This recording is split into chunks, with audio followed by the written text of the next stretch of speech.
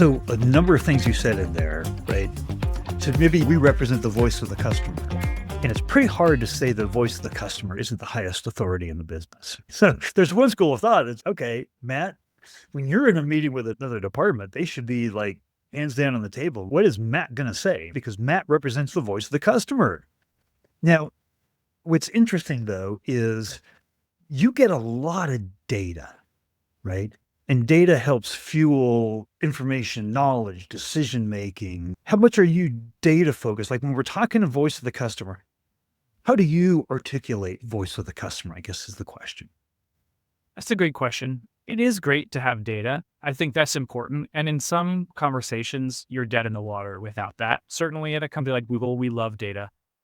Being able to point to say, look, customers are literally coming. They're telling us what they want, what they need, what they don't like.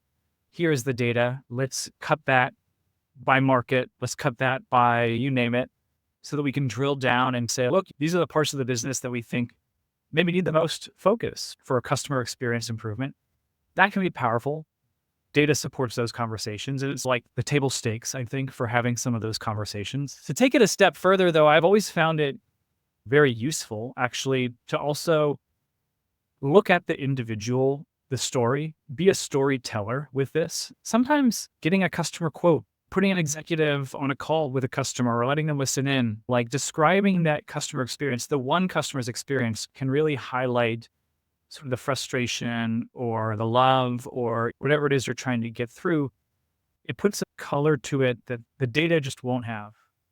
Sometimes we've had meetings where you get product managers, engineers, others who say, I get this now. I understand why this is important. And so kind of the marriage between those two, bringing data, but then also making sure that you are representing that voice and literally bringing the voice of the customer, the literal, get that recording, bring it to the meeting. That can be really powerful. That can change hearts sometimes, move direction. And so bringing both of those is actually really important.